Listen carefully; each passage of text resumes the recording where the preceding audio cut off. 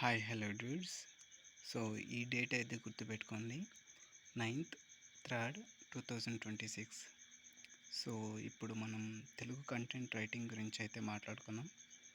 And the question, అసలు Telugu content రైటింగ్కి ప్రాముఖ్యత ఉందా, వాల్యూ ఉందా? తెలుగు కంటెంట్ రైటింగ్కి ఇప్పటికీ చాలా ప్రాముఖ్యత ఉంది. అలాగే తెలుగు కంటెంట్ రైటింగ్కి చాలా హై డిమాండ్ మన ఇండియాలో కలదు. యావరేజ్గా అంటే సగటుగా శాలరీలు చూస్తే 3.2 లక్షల నుండి 4.6 లక్షల వరకు పర్ ఇయర్ వారి ఎక్స్పీరియన్స్, రైటర్స్ ఉంటారు కదా, సో వాళ్ళ ఎక్స్పీరియన్స్ని బట్టి ఉంటుంది.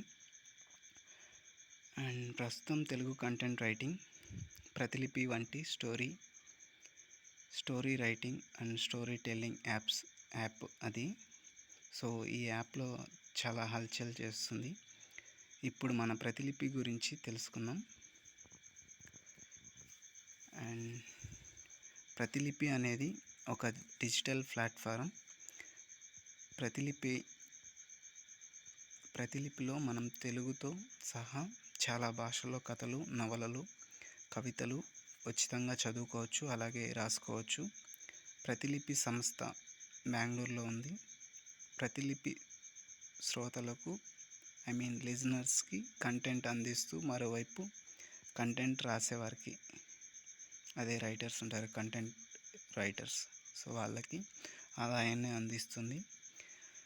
ఇందులో ఎవరైనా సరే ఒక అకౌంట్ని క్రియేట్ చేసుకొని తమ రచనలను రాసుకోవచ్చు.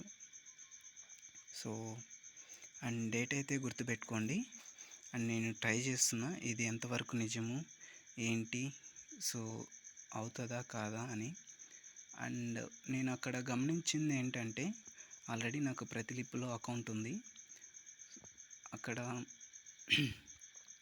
వాళ్ళు కొన్ని కండిషన్స్ పెడతారనమాట, కాంపిటీషన్స్ అయితే పెడతారనమాట.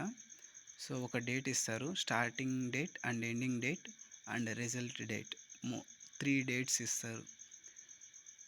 అండ్ ఇప్పుడైతే ప్రజెంట్ ఒక 4 నుంచి ఒక 3 వరకు ఏమో కాంపిటీషన్స్, పోటీలు అయితే జరుగుతున్నాయి.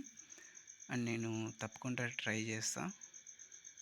అండ్ ఈ డేట్ ఎందుకు గుర్తుపెట్టుకోమన్నానంటే, సో ఇప్పుడు నేను స్టోరీ రాసి ప్రతిలిపిలో అప్లోడ్ చేసి ఒకవేళ సెలెక్ట్ అయితే, అండ్ సెలెక్ట్ అయినా కాకపోయినా మనకు వాళ్ళు ఏ విషయం అనేది రిప్లై ఇస్తారనమాట. సో అది ఎప్పుడు అంటే అక్టోబర్ కానీ, సెప్టెంబర్ కానీ, ఆగస్ట్ కానీ. ఎందుకు చెప్తున్నానంటే, ఇలా వాళ్ళు రిజల్ట్ డేట్స్ అలా ఇచ్చున్నారనమాట. అండ్ ఇంకొక విషయం ఏంటంటే, ప్రతి పోటీలోనూ కొన్ని నియమాలు ఉంటాయి. అంటే ఇన్ని పార్ట్స్గా, అంటే ఇన్ని విభాగాలుగా, అంటే ఇన్ని భాగాలుగా సో మీరు రాయాలి.